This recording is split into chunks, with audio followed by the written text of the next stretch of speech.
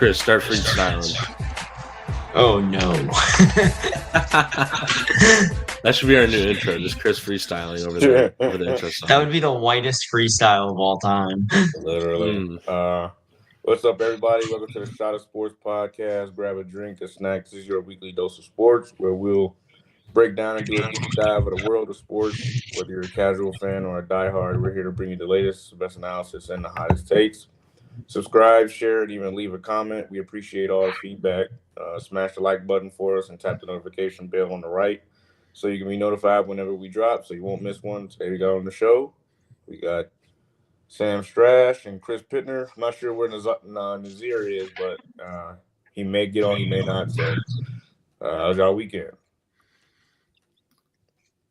It was really warm, is what it was. I was in the Twin Cities this weekend for my cousin's wedding, which was nice, and that was a lot of fun. But it was 97 there, and my dog just got back from her walk, so she's running around like crazy. That's what that is. Yeah, it was hot here in Whitewater as well. Just working. I thought about playing 18 somewhere, but I couldn't stand the heat. Hung out in New Berlin, hung out in Whitewater. Just doing my thing. Not doing too much. Makes sense. See, we had the heat last week, so we had like 99, 100, like y'all had all of last week. So we had a very cool weekend. So cooler temperatures is definitely on the way for y'all. I'm not sure if it'll actually cool down in y'all area, but it's gonna be a good 70, high 66 one of these days. So. Is the Utah heat a humid hot or a dry hot? It's dry heat, so it's just hot. Like it's not humid, which is beautiful. It is hot. Like it does have a high humidity, but nothing like Chicago has. But yeah, the air here is just dry. It's drier than most, so it's not a lot of moisture in the air. So yeah, I mean it's almost. I wouldn't say it's like the desert almost. Because the desert down there in Phoenix is like, that's just plain heat, like unbearable. So, but yeah, I mean, I don't know. I mean, it when it's 99 degrees, 90 some degrees, it's hot. I don't know if I feel humidity. So, yeah, that's still gonna make you sweat. That's still not gonna feel great, but at least it doesn't feel like you're living in the middle of a jungle, and that's what it felt like this weekend. That was. You step outside and you feel like you cut through the air with a butter knife. That's how hot and sticky it was all weekend long. It was just unbearable. So glad it's finally making its way out. It's not going to be cold. Like, don't get me wrong, it's not going to be cold or cooling down really that much, but it's going to be a lot better than it was this past weekend, thankfully. All right. Well, let's jump into the first topic. You know what that is, obviously. We got our NBA champion. The OKC Thunder win their first ever title. I don't care what anybody said. They said, ever since expansion from the Seattle Supersonics, this is their first NBA title.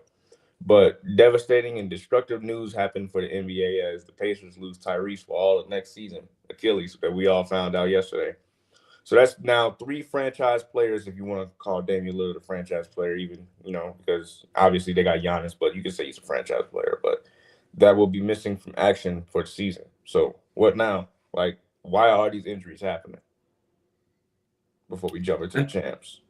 I think it's a little bit of a matter of player strain. I think there's some merit now that we're seeing to the load management era that was just happening in professional basketball, especially with guys like Kawhi Leonard and Paul George, Joel Embiid, trying to manage how much they're actually on the floor. Now, few years ago, I was on the side of no, you signed this contract to play this many games for this amount of money, play the dang games. If you're not hurt, don't rest unless you really, really need to. Like if we're talking like games 80 through 82 at the end of the season, yeah, go ahead and rest.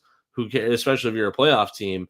But a random January game, like a weeknight game, Clippers, Bucks or something like that, and some mom, dad, and their kids want to go watch Kawhi Leonard and Giannis Antetokounmpo, and neither of them play, that's kind of a bummer. And in some cases, a waste of money. But now we're seeing that the players had some merit there. and they still do when it comes to trying to rest and manage their bodies. Basketball is a very demanding sport, and especially on the lower half, you're doing a lot of running up and down the court, a lot of, I mean, it sounds silly. It sounds cliche. Like, yeah, you're doing a lot of running and jumping. You do that anywhere. But this is different. These guys are these are human superheroes, more or less, with how athletically gifted and how strong these guys are.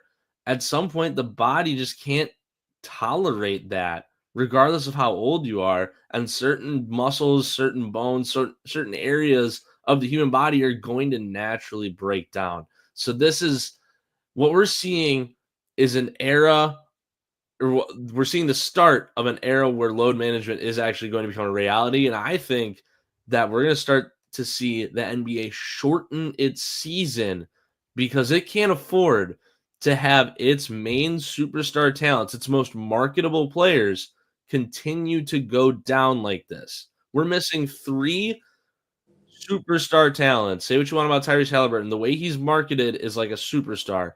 We are losing 3 superstar talents: Damian Lillard, Jason Tatum, Tyrese Halliburton, for all of next season already because of 3 injuries that could have been managed during the season.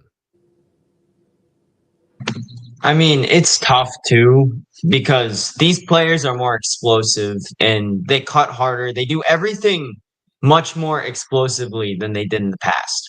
If you look at the older eras, they weren't moving nearly as much and nearly as explosively as they do now. And this translates over to football too. They're cutting harder. They're doing everything just a bit more intensely, and they're all stronger. They're faster, more athletic. They train harder than they ever did in the past. And that just makes it so much more demanding on the body, like Sam said. I wouldn't be surprised if they shorten the season to 65, 70 games at all. I think that that's probably about the mark where they can just have more rest days in there. If someone gets a tweak, they should sit out because Halliburton in this series, I understand why he wanted to play because who would want to sit out in a do or die game It's 7? You're not sitting out game game 7 7. of the You NBA have to Finals. play. You're not But sitting at the out same game have time, to there's play. so much risk, and the doctors are advising him most likely not to play, and he decided to do it anyway.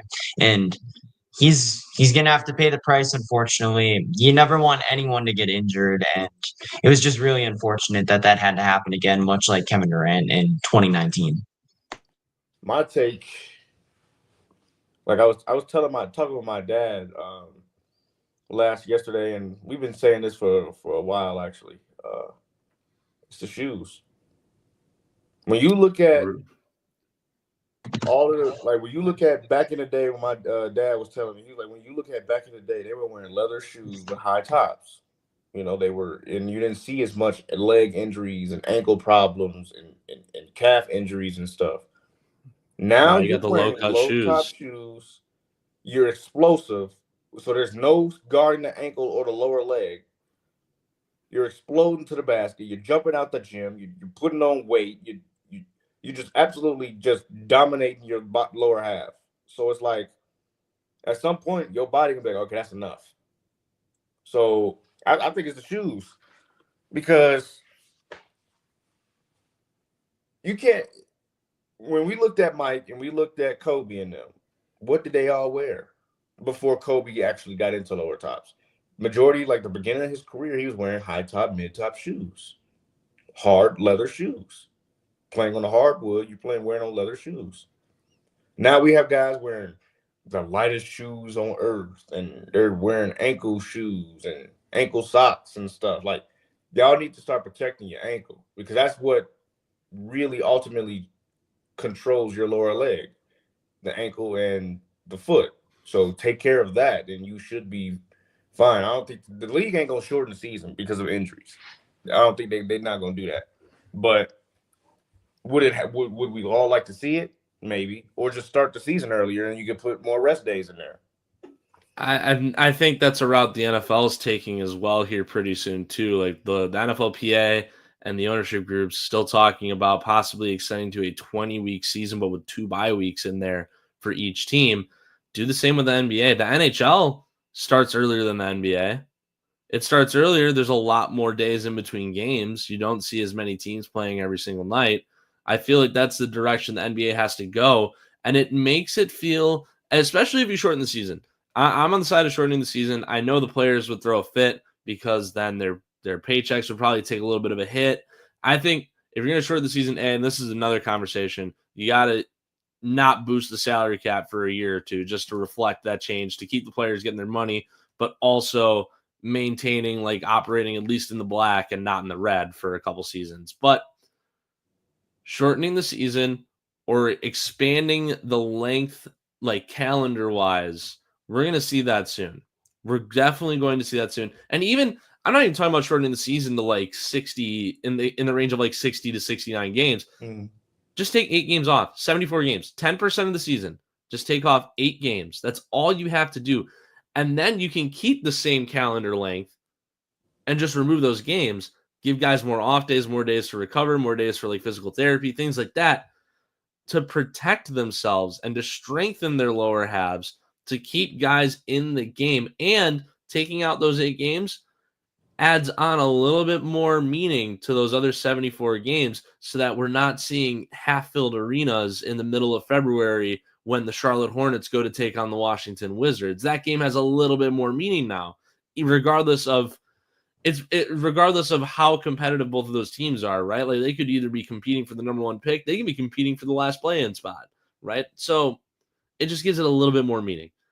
And that's what we're going to see soon. The league is going to wake up and realize that this is what needs to be done to still help the product. The product is dying. There needs to be change. Guys are getting hurt.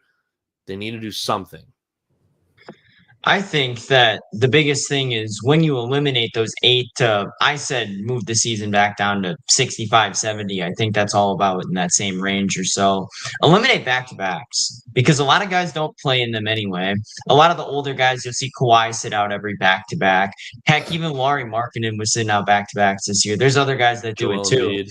There's a lot of people that just don't play in back-to-backs. So if you're a fan and you know, say Philadelphia is coming to town and you know that Embiid's going to play one of the 2 games, if you're a Wizards fan, you ain't ever going to see Embiid play. You're going to see, I don't know, Gershon Yabusele have 35 minutes. And if Embiid's your favorite player, you're never going to see him, especially on back-to-backs, just because Philadelphia won't think that that's important. So eliminating back-to-backs is, or maybe not all back-to-backs, but definitely most back-to-backs is the easiest way to keep players on the floor more frequently. And look how long they draw out the playoffs every single year, especially these finals. They know it works. And there's at least 2 to 3 calendar days in between every single finals game. And it went the distance too. The finals started at, what was it? June 3rd? June 4th? It's been almost a whole month. And it just ended 2 days ago. They know it works. Why not do it the rest of the league season? Why not start the season in September, like mid to late September instead of late October? Yeah, that's November. Instead of Halloween. Telling them to play his playoff game in April is insane. Yeah, exactly. So start the year in September, and then you can play your 82, or keep the year starting in October so there's enough of an off season to call it an off season, and cut the season down to 70 to 75 games. Those are your main options here. Guys are still going to get their money because the product is going to be a little bit more watchable, a little bit more marketable, less guys getting injured. Teams are going to be able to afford to spend more. The league has to do this. The NBA is a dying product. They need to make this change if they want to survive the next 20 years. That's what we're looking at. 20 years. Adam Silver has 20 years to fix his sport, or it is going to die. European basketball is growing at an alarming rate, especially with the talent. Look at where all the talent in the NBA comes from now. It's overseas, and primarily in Europe and Central to Southern Africa. Figure it out, or they're taking over the sport now. Makes sense, yeah. And it's not that that's a bad thing, too. Don't get me wrong. That's not a bad thing. I think basketball being a global game is awesome. No. But the NBA being the pinnacle of professional basketball, and now it's going to be dead within a century. Like, look at all the other sports. They've been thriving for forever. Basketball has been around the least out of the 4 major North American sports. And it's going to die before all of them. They got to fix it now. They have to. So we could jump right into the bracket real quick. Obviously, we know who won the NBA Finals. The Thunder, 2024, one of the second youngest team outside of the Portland Trailblazers. I think what was it, in the 70s. So here we go. We actually have our graphic now, and the bracket is filled. Oklahoma City is your champion for 2024-25. So what do we take away from what do we take away from this final? Because I think this is one of the best finals we've seen since probably Giannis and the Suns, probably. I think it was a really good series overall that just had a damper at the end. Just with how Halliburton went down, and That was going to set it up for leaves a sour taste in our magnificent. mouths because it was a really good series throughout, and it was really entertaining. The games are good, back and forth for the most part. There were a couple clunkers, but you're going to get that in every series. But for the most part, every game was good. The action was good. The crowds were good. I thought the presentation improved throughout the series. It obviously was terrible at first. I think they did a better job towards the end of getting that up. And yeah, it was a fun series. It just ended, put a sour taste in all of our mouths with how it ended. Yeah, Yeah, this I is mean, Oh, go for it, Jalen. That's all you. I mean, obviously, April I chose the Thunder to win the finals, but I really wanted the Pacers to win. Even in Game 7, I was like, I had switched. I said, the Pacers were going to win this game. With Tyrese Halliburton, and the way he came out, he showed it that it was going to be a whole lot better game than what we saw. But I mean, that leg, bro. I mean, I'm telling you. So we got Nazir in here. He's back. He's with us now. How was your weekend, real quick? Can you hear me? Hello? Yeah, we can hear you. We can hear you. It was great. Good guys won. Bad guys lost. So we're good. So we just finished up saying we had just finished up talking about Tyrese Halliburton. With all the destructive injuries and devastating, that's 3 franchise players that went missing. So, what is your take on all the injuries that's happening into the league? At first I thought it was the shoes because it was, a lot of people. That's exactly what I still think it is. But at the same time, it's like if that's the case, then a lot more people would be getting injured. I feel like, and maybe it's just the workload, bro. Like, I don't like that people keep saying, cut the season down a little bit because everybody play 82 games. Everybody go through the same thing, but. Every team goes through the same thing, but all the players, not all the players play every single game still. There's still some essence of load management going on. I think either we need more of that or even cut the season 8 games, just 10%. Make it to 74 games instead of 82.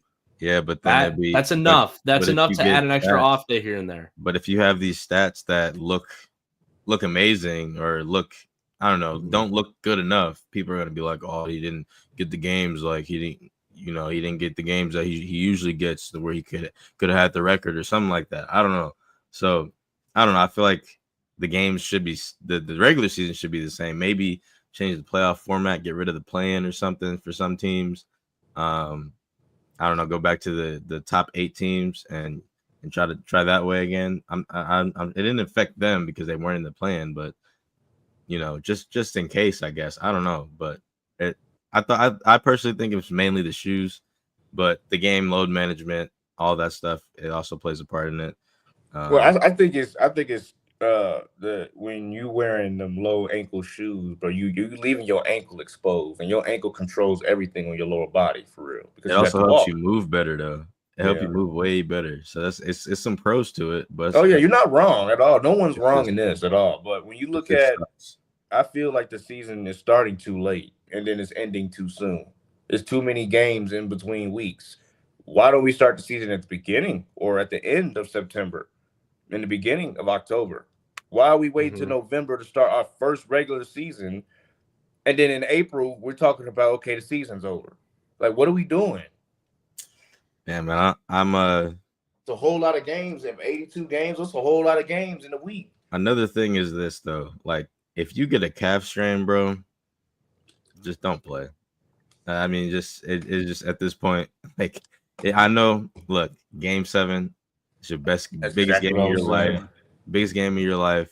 You don't want to miss it. You're gonna regret it for the rest of your life if you lose. But bro, your whole career is ahead of you, bro. Like I was thinking like after Game 6, he looked fine, but you could still tell like it was lingering. Like you know what I mean? Like he was still touching his calf. I'm like, bro, you just can't. You seen what happened to KD. You saw 2 others in your conference go down with the same injury. And you still want to play? I get it. Game 7. Game 7, bro. I ain't gonna lie. I mean, it's hard to tell somebody. I know it's hard, even but the organization probably was like, bro, this is our first championship, and this might be it if we like. Oh yeah, the there's no organization guarantee to definitely played come a back. part. Yeah, they definitely played a part in making them play. But like, bro, I'm just thinking, like, anybody would have played. I'm not telling them not to play. I'm just thinking, like, in the future, like, if somebody got that injury, do not play. Like, it's just that simple to me. Like, it's not worth it. Like he's gonna be out all next year until summertime next year, probably. Maybe he'll play a few games in the regular season or playoffs if they make it. Maybe if they go be deep rusty again, then he'll be back. But that's just he's gonna miss all the regular season. Obviously. Yeah, so it's not even gonna be like, it's not even gonna be good for him. Like it's just not gonna be worth him coming back until 2026, 2027. So I don't know, man. I'm not saying he shouldn't have played, but in the future, if anyone has this injury, they should not play. It's just that simple to me. Yeah. We were just looking at the graphic. The graphic is filled. The bracket is filled. We got our NBA champions. Thunder. I don't care what anybody says. It's their first ever NBA title. I'm not counting them nothing with the Supersonics because that's not the Supersonics. So, the OKC Thunder is your first NBA title. And the bracket is filled. So let's get your quick analysis real quick before we move on to the next one because, we was on this one for a minute. Look, man, I got on game 7, I understand Tyrese went down, but the Pacers were still in it.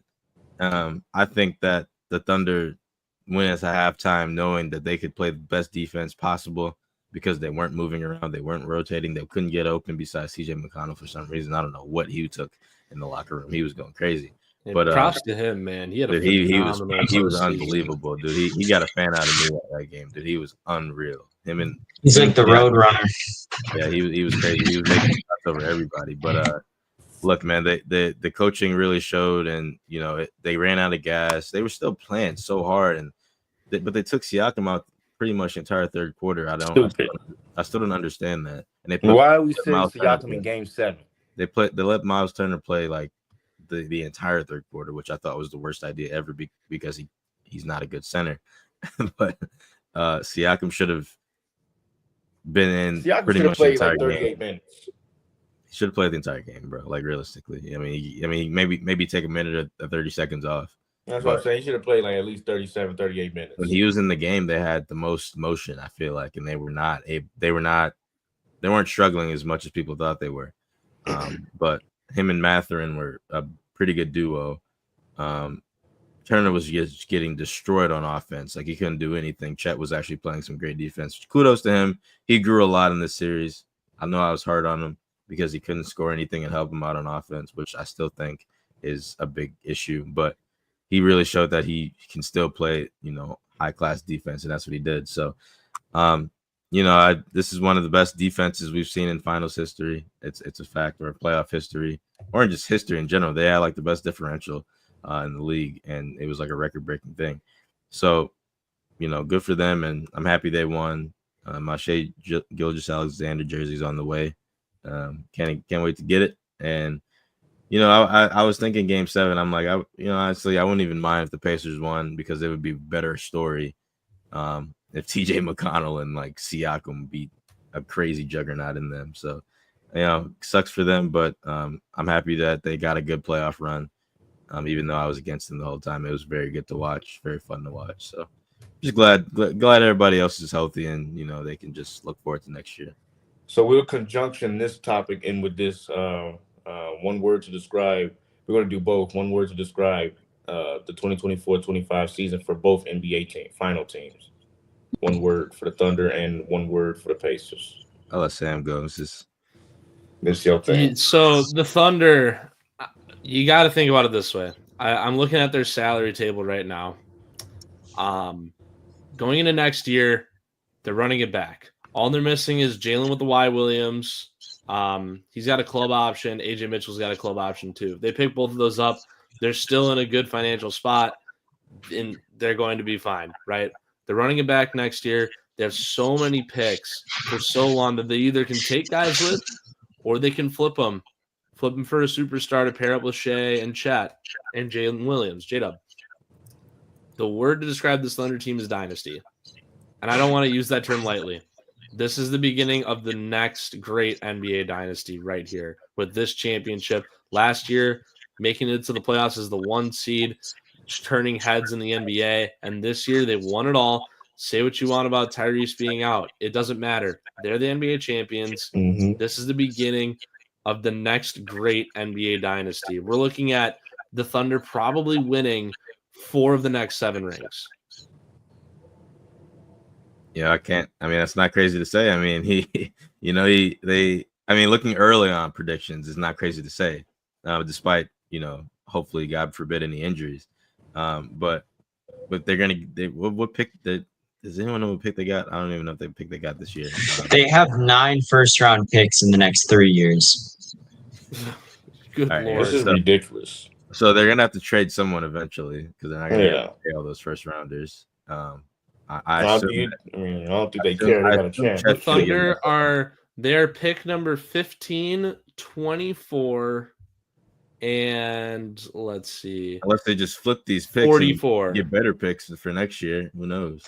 They do the 2K like my league thing where you just trade like 26 and a second for 25 or whatever and just keep moving up. So you're telling me they just won the NBA Finals and they pick in the top 15? Bro, you understand that they could get like a lottery pick and get like a top 3 pick in the next like 2 years? It's insane. They're going to be gross for a very long time. I mean, shout out Sam Presti. For one word. All right, go Legend. ahead and give y'all Chris and Nas. Go ahead and give y'all one word to describe the Thunder first. I personally think Thunder is just greatness at this point. I don't think we're at dynasty yet. I have to see it next year. I don't want to push anyone's buttons saying dynasty. So I'm gonna say greatness because we're looking at greatness. We have the MVP, Finals MVP, and just a scoring leader. We got the top 3 player in the world, and he's just amazing to me. I know people have issues with the way he plays the game, but I mean he knows the rule book, bro. You can't hand check, you can't do any of that stuff. So I had issues with him in the regular season, but when I saw him in the postseason and how he couldn't miss, I was like, okay, he actually looks like Kobe. So Pacers, I would say, man, I would just say like gritty. Those guys do not stop, man. I look, I understand I was, kind of crapping on them the entire playoffs because obviously they beat the Bucks, but just watching them play and just get back into these games, just straight grit, and it was unbelievable to see. They almost pulled off a top 2 playoff run ever. So, congrats to them. But gritty, but it just came up a little short. I think for the Thunder, I'm going to go Clamps just because of how good their defense was the entire postseason, especially in the finals. We saw it on full display. Halliburton went without a single field goal in Game 5. They were able to just lock down anybody that they faced. The torture chamber is a real thing. And then for Indy, I'm going to go with Ice just because of how good the ice in the veins that they had at the end of games, just to pull off those improbable comebacks series after series. Halliburton had a game winner in every single series. Think about that. Yeah. Crazy. I mean, that's crazy. Look at this. This is fun. This is gonna be, unless the Magic. Sam, what's your Pacers one? I told you guys this. The Magic could make some crazy noise next year now. The Celtics just got Anthony Simons too. I don't think he's gonna have a breakout season, but he could. You know what I mean? You know how I've been on the Orlando Magic in the past. I like that team still. But my one word to describe the Pacers, and it sounds a little silly, but it's first. Because they're the first team to do a lot of crazy stuff this postseason. They were the first team to win down double digits with a minute left in a postseason game, and they did that 3 times. First team to ever do that. First Indiana Pacers team to force a Game 7 in the finals, and they nearly won it. They're almost the first Indiana Pacers team to win an NBA Finals. So I think this is the first of a lot of great things for this organization. Yes, they're going to struggle a little bit next year. That goes without saying, especially when you lose a star talent like Tyrese Halliburton. You're going to struggle a little bit, especially at first. They're going to have to figure out their identity, and especially this offseason, they're going to have to figure out how they're going to replace that production. But this year is the first year in a long string of success that we're going to see for this Indiana Pacers team. Trade Miles Turner. They would have having been the first 4 seed to win the. They would have been the first 4 seed to win the finals. Turner is a free agent this offseason anyway, so he could just sign somewhere else. I bet you someone. I couldn't tell you who, obviously, but maybe the Lakers, just because the Lakers need a center so bad, give him just an outrageous bag and he goes and chases it. They'll trade him to the Lakers. Trade him somewhere. He's been on the trade block ever since he got there. The Lakers are going to throw $22 million at Brook Lopez, and they're going to have to learn to like it. So, one word, Jalen. I would say the Thunder are gritty. I mean, that defense is the defense is just too gritty. I mean, it's unbelievable. I mean, you barely could even score. I mean, you barely look, they held Anthony Edwards to one of the worst field goal percentages he's ever had in the playoffs, for real. And that's AE. But I would say the Pacers, resilient. I mean, them dudes just never quit. I mean, they would be down 15 multiple games in these playoffs, and they would just find a way to win games. And for them to do it in game 1 of the finals, that's just resiliency. But yeah, I would say the Thunder. I'd say they're more gritty because they were all over the floor. Caruso all over the floor. Dort, J-Dub. They just had a hand on everything, and nothing was clean. Like I'd say those are my 2 words for them. Is it crazy, before we move on really quickly, that the East is the Knicks to lose next year? Not getting Nas. They're not getting Nas. So, is it crazy to say next year that I would say at this point, with all the injuries, the questions around certain teams like the Bucks, the East is the Knicks to lose next year? Ooh, Cavs are still there, bro. Cavs are still there. I think Cleveland. I think it's Cleveland. Cleveland's going to be the juggernaut, and they're going to win, and they're going to be like, whoa, imagine if the Celtics or the Pacers were healthy, and then you're going to have those kind of fans. Cleveland's going to be the 1 seed again, and there's no debate around that. But I don't think the Magic are going to be nasty. I do like the Magic, especially with Mr. 3 Rex down there now, Desmond Bain. But I don't think it's necessarily outlandish to say that the Knicks are a favorite out of the East this year. I think they're one of 3. I've got Cleveland. I've got the Knicks. And honestly, with how well the Pacers still played with Halliburton off the floor, the Pacers are still going to be up there too. They're going to figure it out. I don't have as much as I did strongly dislike the Pacers as a fan. I know as a person who knows sports that this is a team that will figure it out. Rick Carlisle is the head coach of this team, and he led a Mavericks team to a championship over LeBron, Dwayne Wade, and Chris Bosh, all at the highest point of their careers. I have no doubts that Rick Carlisle is going to help this team figure things out. So the Pacers are still up there too. All right, yeah. So, I also want to give an out of left field shout just because they were so bad this year. I think if Philly gets the right pick in this draft, they could be an outside shout for a deep run this year. I know there's all the jokes about Embiid never being able to play, the conference finals jokes, the podcast P and all that stuff. But if they make the right pick in this draft, with how wide open the East is, I don't see why they couldn't make a run next year. Well, here's the thing with that. Bailey. Embiid is the issue. Okay. Now, if he plays, this could get interesting. Okay. If let's just say hypothetically, Joel Embiid decides to somehow play 60 games, 65 games, and rest before the playoffs. I mean, he's still a top 4 or 5 player in the world when he's healthy. It's not outlandish. And Tyrese Maxey, top 10 guard in the league, I mean, Paul George is horrible, but never know what If happens. he can learn how to hold the basketball the right way again, I was just talking to someone about this last night. The Sixers, They are got we Grimes now. to assume? Are we to assume that this last year's Sixers team wasn't a fluke? Like, is that what we're saying? If we think the Sixers are not going to be back at the top of the East next year, I think this year was a fluke. Yeah, for they got a lottery Philadelphia. pick. There's gonna be so many injuries. There were so many injuries last year. We barely saw the big three that they had play together. Jared McCain was out almost the entire season too. Yeah, this year was a fluke for the Sixers. They're going to be back too. What about People got to Grimes? watch out for Philadelphia. They got Grimes off the bench, maybe, or Mhm. McCain off the bench. They got Maxi Grimes, Paul George, and Embiid. I mean, Gershon Yabusele's not terrible either off the bench. He's older though. He's like 29, probably something like that. Yeah, he had his best season of his career though. That includes overseas. So I mean, the Sixers are going to be there. That's all I want to say about that. I think if there was any year for Giannis to do the 2018 Bron run, it's this year.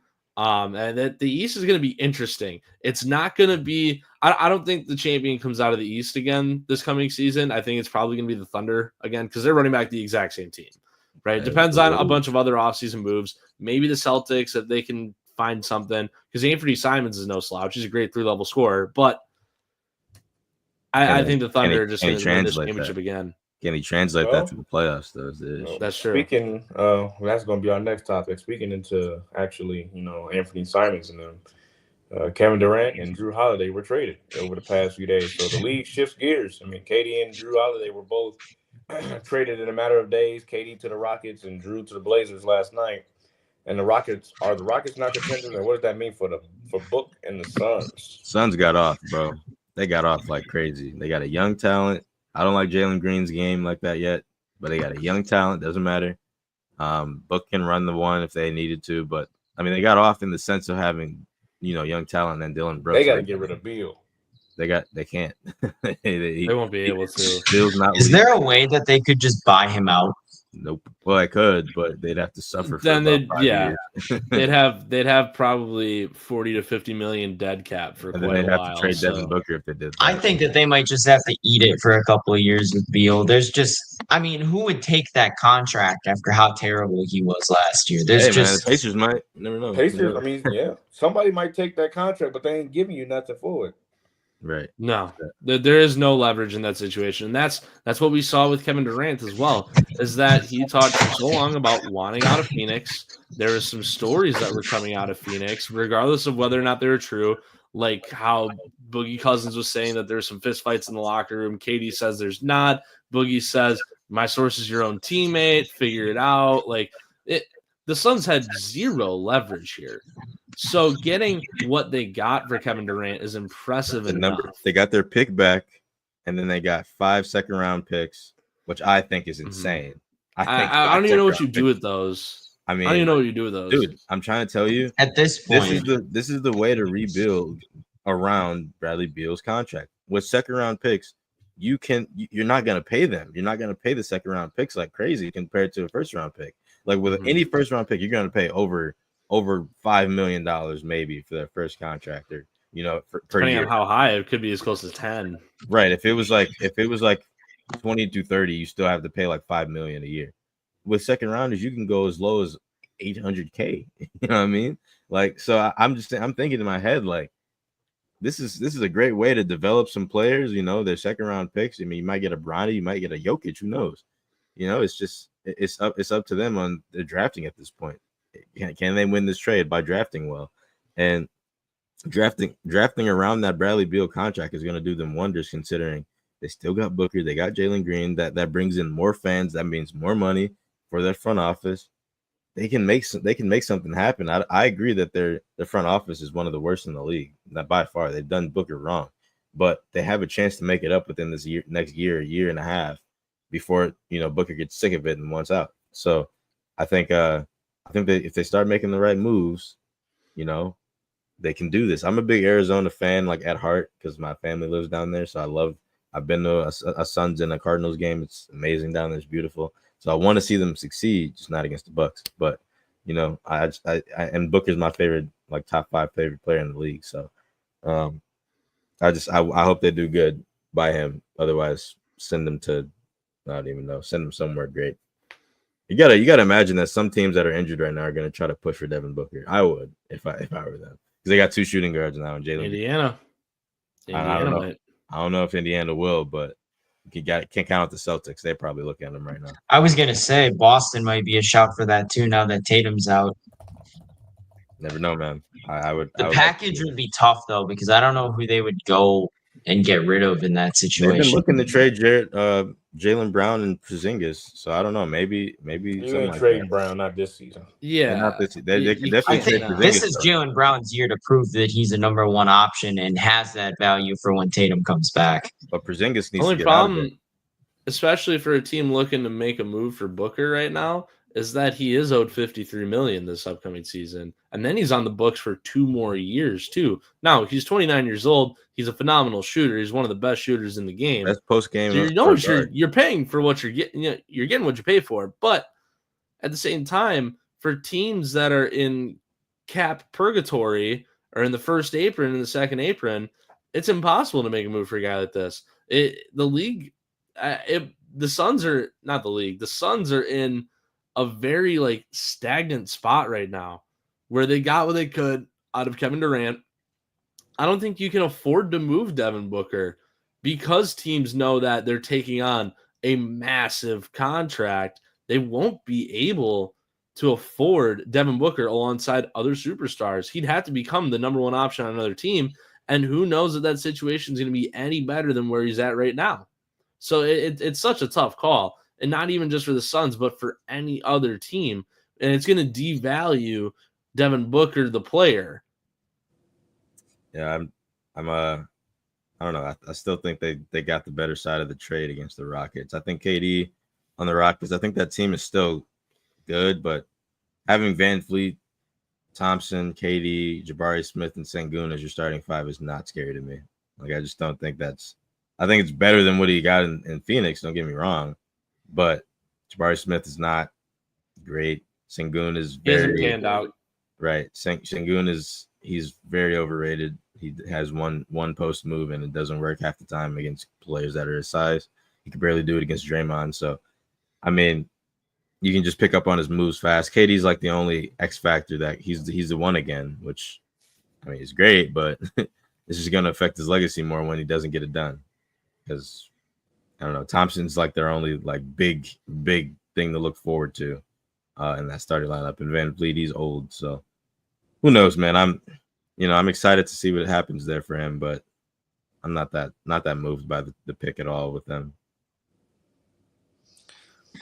I don't know. I think it's a good trade for the Rockets. I think their biggest need, and it was pretty clear in that Golden State series, was that they needed an alpha scorer on that team. They didn't really have one, and Steph was able to take over for the Warriors, and the Rockets didn't have anyone to match that. The Warriors had him in purgatory that entire series. They weren't able to do anything, and they had no one on that team that could truly take over a game. And I think even at this age, KD still has that capability to just put a team on his back offensively and just put up 30 to 40 in a big game. How he's going to mesh with these guys, I don't know, because this Houston team still doesn't really have that many shooters, but it's definitely a step in the right direction for them. However, it does shorten their window. They don't have a ton of time with KD just because he's so old. He's 36, 37. He's going to be 38, 39 in a couple of years. He's going to really struggle to keep his production after probably this season and maybe the one after that, unless he just turns into LeBron and still drops 25 at 40. But their window is a bit shorter now than I think it would have been if they didn't make this deal. Why stay in the West though? Like, the East is wide open. Why would he stay in the West when you see that all the big teams and juggernauts are down in the East? You could possibly make something happen in the East. I don't know what team he would have gone to. I can't think of one that would have made sense. Maybe the Miami, I guess. Miami would have been the best option, but they didn't want to give up Jaime Jaquez Jr. for some reason. Okay, but guys on their team that didn't even play last year hardly. Yeah, they didn't want to give up their future, which I get, but they weren't even that good yet. But I don't know. I feel like that would have been way better, more beneficial for KD, considering that it's wide open now. He would have been a star player, and if he stays healthy, he would have been one of the best players in the East. So, I mean, each his own, I guess. But I mean, I just feel like he should have went to the East, 100%. And we just got in the comment section here from Jordan. Fred VanVleet is on a team option for $44 million. They could very well turn that down. They could very well tell him to kick rocks because I don't think Fred VanVleet is worth $44 million. Shepherd? No, they're gonna probably go get Drew Holiday. Or find Drew Holiday. Or I've find seen someone else. That Holiday's not going to get rerouted this time. I'm not surprised by that either. We can switch gears into that too if we want. We'll get I'm not surprised by that. Sometime, maybe Thursday.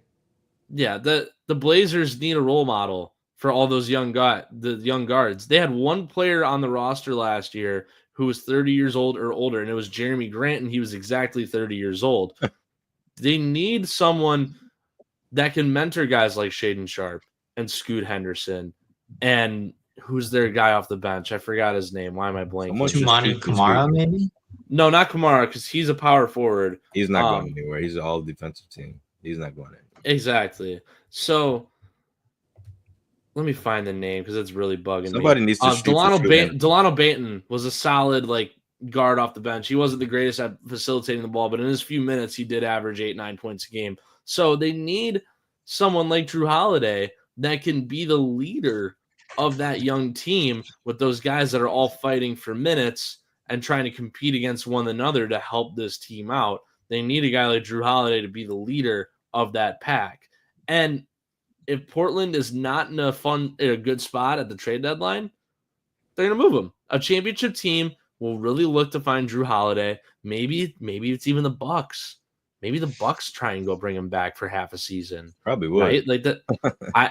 I would not be surprised if John Horst isn't on the phone right now talking to Portland to try and bring Drew Holiday back for one season. They needed a guard. He's definitely retiring a Buck. I just know it. Yeah. They needed a guard to help lead those young guys. They got that guy in Drew Holiday. It's a good move. And Anthony Simons, there must be something behind closed doors that we don't know about Anthony Simons. Because I feel like they really should not have moved picks with Simons. Is he really not worth that as much as we think? Or what's the deal? Like, is he going to fall apart now that he's not in Portland? I'm not sure. It's weird. This feels like a weird situation where Drew Holiday feels like the more important player in the deal, and I think Simons is the more skilled and gifted scorer. And that's what, to me, that's what's more important in that trade, especially for a team like Portland. They should have gotten more back. Yeah, that's kind of where I'm at with it. I think Simons you probably could have made a move and not given him up in that deal. And you could have kept Simons and still gotten Holiday, because I saw Simons play live last year. That guy can score. He can shoot. He's, like you said, Sam, he's a 3-level scorer. He's good from mid-range, down low, and outside. He's a bit streaky. He's definitely has his on games and his off games, but I think for Boston, this is a really good move for them. It gives them a scorer to rely on besides Jaylen Brown and Derek White and Porzingis, who doesn't play that much to begin with either when Tatum's out. And it kind of takes the load off a guy like Peyton Pritchard, who's going to be expected to take a massive step forward next year with all those guys out. Yeah, so we can definitely talk about that some more on Thursday as well. So I did want to jump into our last topic because we have a few minutes left. Biggest injury impact the most. So whose devastating injury was the biggest impact to the organizations and why?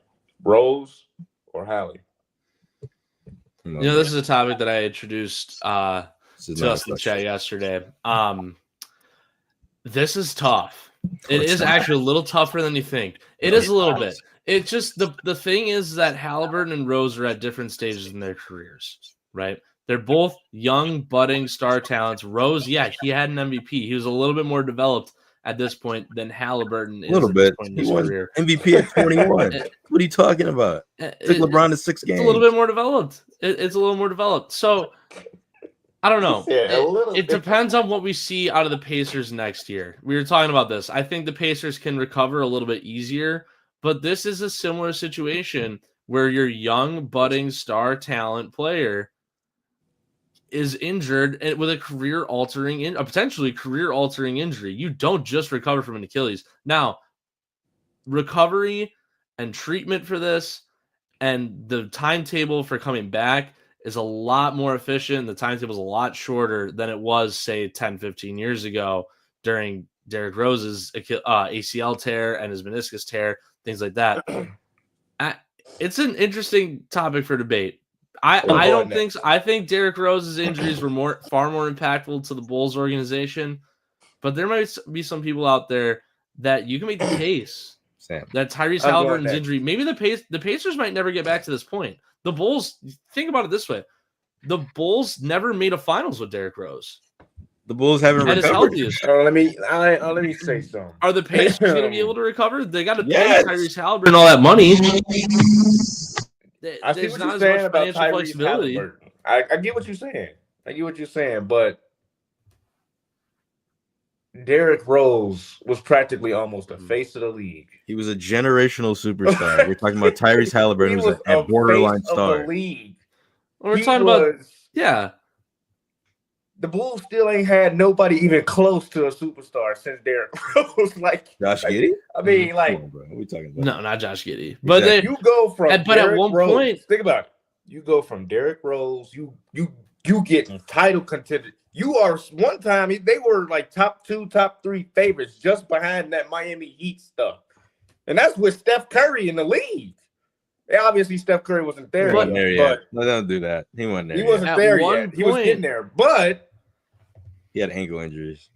Derrick Rose was clearly on pace to have like a Jordan-like career, a LeBron-like career, if he would have stayed healthy. I mean, the Bulls still ain't found that yet. They still ain't drafted a guy. They haven't even signed anybody close to that. Jimmy Butler? Are we gonna really disrespect Jimmy Butler? Stop it, no, Sam. Jimmy was good, but he wasn't on that level. Jimmy was never a superstar as a Bull or a Wolf. He was you traded him. He went to Minnesota to be a superstar. He went to Minnesota and he wasn't. We're talking about a guy. He wasn't even a superstar there. He wanted a 25 point per game scorer. Jimmy Butler was right there, and then they traded him. He was turning into that guy. And they traded him for Zach LaVine. And it was worth it because they made the playoffs with Zach LaVine and DeMar DeRozan. You were going to make the playoffs with Jimmy Butler. You were going to be just fine with Jimmy Butler. He was a headache to the organization. He didn't even want to be there anymore. He went to the Wolves and did the same thing. When Derrick Rose got traded, you wanted your star player and you had him. He wasn't a superstar player, though. This is a generational talent we're talking about right now. This is a generational talent that what if he stayed healthy? Tyrese Halliburton, yes, game 7, but they made it to game 7. With that team as well. We never even got to see Derrick Rose in a finals because he got injured, bro. Tyrese Halliburton, yes, it sucks that he got hurt, and the team is going to hurt next year, but they're going to be fine. Tyrese Halliburton's game is going to not take. I don't think it's going to take a hit like that as much people think. Maybe his driving might. Maybe his driving, yeah, but. What is he known for? He's known for passing and maybe a step back deep 3. Maybe Derrick Rose. Derrick Rose could do it all, bro. He was literally known for. I'm Ja Morant. The Pacers will bounce back. The Bulls have not bounced back since then. They have not done anything close to productive. Besides, yes, Jimmy Butler was the closest thing they got to Derrick Rose, but they still didn't get any production out of him compared to that. There was no way we should be comparing Derrick Rose, a generational superstar, a Hall of Famer, to Tyrese Halliburton. He's just not. I'm sorry. I love Tyrese Halliburton, but when it comes to Derrick Rose, bro, that was my idol growing up. There's no comparison right now. Jalen, I think you bring up a good point about the way that the injuries are going to impact did impact Rose versus how it's going to impact Halliburton. Halliburton's game is not predicated on athleticism as much as Rose's was. Like you said, he was Ja Morant back in the day. He was Ja Morant before Ja Morant. He was the guy who was flying to the rim, crazy athletic, crazy finisher, not the best shooter, but he didn't need to be. He was such a threat on offense in other ways. But if you look at Halliburton, his game is all on IQ, being able to find the open guy, using that to be able to get his own shot, making some nifty layups, but they're not predicated on athleticism like Rose's were. So I think Halliburton's Go going to ahead. come back and essentially be the same player. It's just they're going to be missing him for a year. Whereas Rose, it was clear after all of his injuries that he wasn't going to be the same, and he never was the same. But those Bulls teams, if they had him, they would have been legit finals contenders every single year. They still made the playoffs every season after he got hurt without him. And even when he did come back, they were still a top 4 seed every year. Yeah, if he was healthy, who says they don't take one of those titles away from Miami or even San Antonio? If he was healthy, he would have had one of them titles. If he would have at least had a finals appearance, yeah. Oh, yeah, at minimum. I think finals appearance. At I don't know minimum. about winning it. I don't know about winning it because I don't think he would have beat the Spurs, but he definitely would have Maybe made the it. Mavs. I think he would have beat Maybe them. the Oh, he'd beat the Mavs. He'd beat the Mavs. Yeah. It would have been close. I And don't know. let me be clear. I neglected to say that I agree that Derrick Rose's injury is far more impactful. At least in my opinion, far more impactful to the Bulls than Halliburton's going to be to the Pacers. However, I don't think it's out of the question to at least try and revisit this in a year from now and see where the Pacers organization is at, because this definitely has potential to have a ripple effect on the Pacers for quite some time. It's because an Achilles injury, you don't just come back from that. And regardless of how great modern medicine is, you can't just come back and be the same guy anymore. Halliburton's career, Kevin Durant is one of the best NBA talents we've ever seen. There's a slight difference here. We're talking about Tyrese Halliburton versus Kevin Durant, right? So at the same time, Tyrese Halliburton's Achilles tear might have just taken off 2 years of his career. It might have just shortened his career by 2 full seasons, not including the one that he's going to miss next year. We might not see Halliburton play past 35, 36 anymore. He might be done at 34. So this Pacers team, maybe there's a ripple effect here. Maybe they end up moving Halliburton at some point in the near future. Maybe they end up there's a whole multitude of things that can happen as a result of this injury. That's why I'm bringing this up, because look at what the Bulls did. They tried to bring back Derrick Rose. He plays 9 full games and then tears his meniscus. He never averages above 20 points a game again. He gets moved to the Knicks in a trade that did absolutely nothing to the Bulls, right? Jose Calderon never played a game. The guy they got for Calderon, Ater Mahak, never played an NBA game. And Jerian Grant ended up getting moved in the Bismack Biyombo and Friends 3-team trade. And then who's the other guy they got from the Knicks? And that's the reality we're facing, right? They moved Derrick Rose. That trade does nothing for the organization. Organizational ineptitude leads them to trade Jimmy Butler because they don't want to pay the guy in case he gets hurt, right? So we'll trade for the younger Zach LaVine and see what happens. So organizational ineptitude leads to that. And now the Bulls are at this stage of mediocrity where they're just barely too good to stay out of the postseason, but just barely too bad to never have any postseason success. And it really stems from trying to move Derrick Rose like that. And maybe we see something similar with Tyrese Halliburton in a couple of years. If he comes back and he's not the same and they try and move that contract, maybe that trade's a nothing burger. Maybe they get nothing out of that, and they that trade sets the Pacers back a decade plus. I just don't think there's a whole multitude of situations that could happen from this. They still that's why it's such an interesting topic. I think at face value, this injury won't do too much to the Pacers. It's going to be a bad year, possibly, not even for the Pacers next year. And I think they're still going to be fine. I think they're still going to be fine. It's going to start. They have a I think deep they're going to team. be good still. Their draft pick might be good. We never know. They might trade up, try to trade Miles Turner for a better pick. We never know. They need to address the center position, because if Miles Turner leaves, Thomas Bryant is their top center. That's going to be their biggest thing. Is like they're kind of in a weird spot with that, where they have to address it if Miles Turner leaves, because they don't really have a solid backup. Look, man, Derrick Rose versus Tyrese Halliburton. It's just there are endless possibilities with the Bulls if they have Derrick Rose. We never know. We might have seen Derrick Rose versus Curry rivalry versus him and LeBron. Derrick Rose is going to ruin LeBron's legacy if he was healthy. He definitely would have. He would have took at least 2 rings from. He would have took 2 rings. I'm not saying he would have won them, but he would have took that chance for LeBron and the Heat or the Cavs. Cavaliers to win Mhm. anything because of his dominance. I know we had Paul George on the Pacers, and he was great and almost did the same thing. But we're talking about someone better than Paul George. Like if they constructed a team around Derrick Rose, and in Chicago, where LeBron does not play well, by the way, I mean, it would have been very interesting to see because they had it. They had it all in their hands. They could have ruined a lot of things. LeBron maybe would have had 2 rings, maybe 3 still. Maybe Bron joins the Bulls like he almost did back in the day. You see what Maybe I'm he saying? joins them. Like So He would have there's had Rose. that's the whole point of this. Mhm. There's so many different possibilities here. I think there's a world that we have to acknowledge in which this Halliburton injury might mess with the Pacers franchise going forward, like maybe even a decade plus, like we're seeing with Derrick Rose. I mean, I think in a year we got to revisit this topic. we will, 1 year from today, definitely June revisit it. 24th, We'll revisit 2026. it. We can talk We about need it to on revisit Thursday this too. So and we see can get more in depth. with how it. exactly do the Pacers recover from this in a year from today. Maybe they're at the top. Maybe they make a move and win the championship. Yeah, Maybe they're at the basement of the That's East very and they don't know what to do. unlikely, but- Halliburton's contract's in albatross. We don't know. I'm not gonna lie. I'm glad Tatum already got his because it would be Tatum versus D Rose if that was the case because Tatum's closer than D Rose and Tyrese is. So I'm glad he already got his. All right, fine. maybe we Quick talk final about that thoughts, one. real quick. Go ahead, Jalen. You want to go first? Or, man?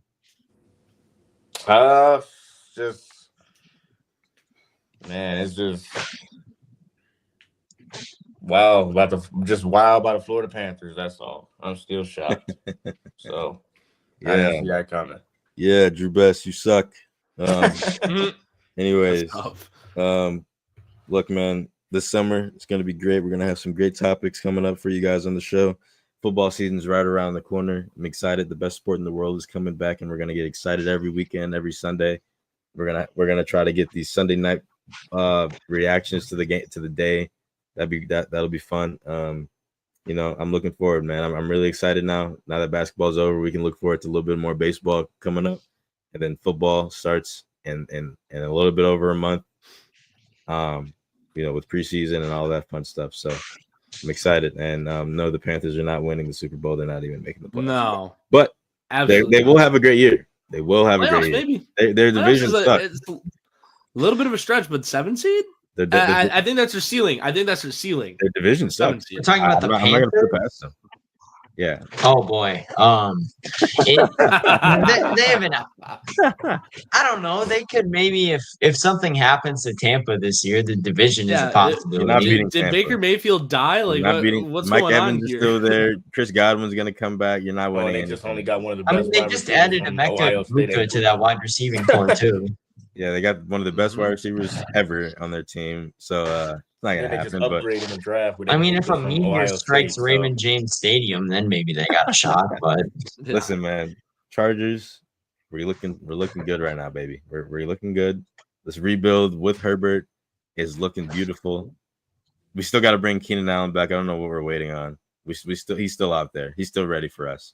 I think he's with Pittsburgh, isn't he? No, he's not. no, I he's don't still- think still he's a free signed agent. anywhere. He's still a free agent, dude. I'm excited. I'm excited to get him back. Hopefully, and trade QJ for some good picks or good defensive players. That'd be great. You know, maybe he can shine somewhere else. Love him, but Jesus, he can't catch still. But look, man, football season right around the corner. That's all I got to say. We'll talk more about it. We'll make some predictions coming up in the next few weeks. But I'm excited. Well, baseball action this Wednesday. The 2 best pitchers currently in baseball at this very moment, Paul Skeens, Jacob Mizorowski, squaring off at American Family Field, and we will be there. Bought tickets the other day. Cannot wait to watch that matchup. That is going to be a pitcher's duel to end all pitcher's duels. We didn't get to see Skeens versus Tarek Skubal earlier in the year like we thought we were going to. Yeah. That was unfortunate. Yeah. Pretty sure this game for out of market viewers, if you're not in the Pittsburgh or Milwaukee media markets, it's going to be on MLB Network if you have access to that. MLB TV is currently doing a free 7-day trial. Not a promo for them, but I just saw that the other day. So go there, get that 7-day trial, and just watch that game. If you're going to watch one baseball game this year, that is the one to watch. Paul Skeens is a menace to society, and Jacob Misiorowski, welcome back Jacob deGrom, more or less. That it's very similar physical games. Misiorowski is already 7th all-time in pitches over 100 miles an hour, or pitches over 102, I think it is, in a career for a starting pitcher, and he has been in 11 innings, and he's already 7th all-time in that statistical category for starting pitchers. Ridiculous stuff. A 96-mile-an-hour cutter that moves like a slider. I mean, you can't be serious. This is a freak of nature athlete, and he's going up against the best pitcher we've seen since Sandy Koufax in Paul Skeens. This is going to be a ridiculous matchup. That game might be like an hour and a half. There might be 2 hits all game, and it's going to be a 1-0 pitcher's duel. It's going to be great. I cannot wait to watch that. I will also be in attendance for that tomorrow, but I want to talk about, I just got a notification that the Thunder are looking to trade up in this draft. And I think that there's a legitimate possibility that happens before tomorrow. And if they get inside that top 10, man, because they got so many picks to burn, they could go pretty much anywhere in there. And the only reason a team would refuse it is because they don't want to directly help them. Look out for that guy. I forget his first name, but his last name is Wolf. He is a Danny monster. Wolf, I think. Dude. I'm trying to tell you. I was looking at highlights of every like first rounder. J-Dub for the 5th pick. Nah, but still, bro. Just look out for. He's a bucket, a sleeper in the draft, bro. I don't know his first name, but his last name's Wolf. Look it up. If you know what I'm talking about, look it up. Wall Street Journal just Jared Diamond from Wall Street Journal about 45 minutes ago put out an article. If you're not watching Jacob Misiorowski, you are missing the best show in baseball. Might be the game of the year tomorrow. It's getting national attention. It's getting national hype. Tomorrow's game is must-watch baseball. This has got to be the most hyped Brewers-Pirates matchup in a long time. And it's going to be arguably the game of the year just on face value right now. Insanity that 2 small market teams are getting this kind of attention. Great for the sport. Yeah, whatever. We don't care. But we will be. Tomorrow is draft day for the NBA. We'll be having our watch along on here. So all that people that want to join, come on and watch the podcast and watch the draft live with us. We'll be hosting a watch along for the NBA draft. So with that, subscribe, like, share, and follow our podcast platforms. We have a Spotify, Instagram, and TikTok as well. The links will be in the description box below. We will be posting shorts of the show, polls, question boxes if you want to, interact with us. We always look for DMs and things like that, and we dab into other topics as well. So with that, this has been Shot of Sports. Well, you can join and watch along. We'll see you tomorrow.